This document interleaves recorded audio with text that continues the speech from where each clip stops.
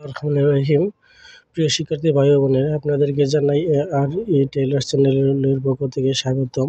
আজকে আপনাদেরকে শেখাবো ছেলেদের ইজার প্যান্ট। ছেলেদের ইজার প্যান্ট তৈরি করতে হলে দুটি মাপের প্রয়োজন। মাপটি হলো লম্বা এবং হাই। তো আমরা একটি প্যান্ট তৈরি করতে হলে প্রথমে আমরা কাপড়টিকে দুটি ভাঁজ করে নিব, একটি চওড়া এবং একটি লম্বা। ভাঁজ করে নেওয়ার পরে আমরা আটকানো অংশে থেকে বাম পাশ থেকে প্রথমে আমরা 2 ইঞ্চি নেব রাবার ঘরের জন্য। রাবার ঘর থেকে নিচে নেব 10 ইঞ্চি, লম্বা 1 ইঞ্চি প্লেটের জন্য। 10 ইঞ্চি নিলাম 1 ইঞ্চি প্লেটের জন্য। এখন নেব কমর লাইন। আমরা কমর লাইন নেব। এখানে হাই আমরা জানিয়েছি, হাই নিয়েছি 27। 27কে আমরা 3 ভাগে ভাগ করে পাই 9 ইঞ্চি। হাফ ইঞ্চি নেব সেলাইয়ের জন্য। এখানে নেব 9.5 ইঞ্চি। 9.5 ইঞ্চি কমর লাইন। নিচে মোহরের জন্য নেব 9.5 ইঞ্চি। প্লেটের জন্য 1 ইঞ্চি। নেওয়ার পরে উপর থেকে নিচ পর্যন্ত একটি দাগ টেনে নেব। আমরা এখানে রাবার ঘরের জন্য 2 ইঞ্চি। এটা হলো লম্বা, এটা হলো কোমর লাইন।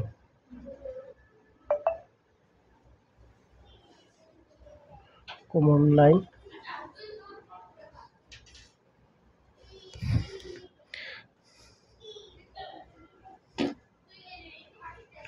সাতাশ নিয়েছি। এটা হলো প্লেট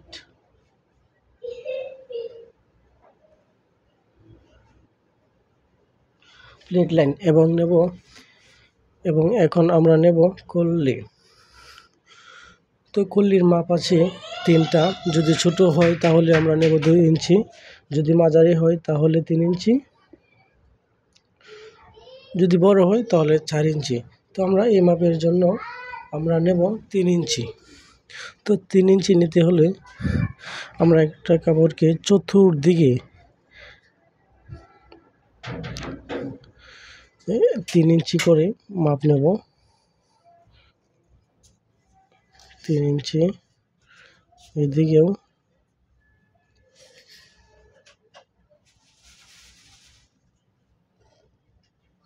3 ইঞ্চি, চতুর্দিকে 3 ইঞ্চি করে মাপ নিয়ে আমরা কাটিং করব। তাহলে হয়ে যাবে সুন্দর একটা ইজার প্যান্ট।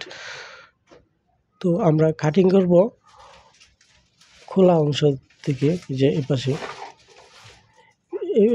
যদি কাটিং করি তাহলে আমাদের একটা সুন্দর ইজার প্যান্ট হয়ে যাবে। তো এই ভিডিওটি দেখে যদি আপনাদের উপকৃত হয়ে থাকে তাহলে চ্যানেলটাকে সাবস্ক্রাইব করে রাখবেন। ধন্যবাদ সবাইকে।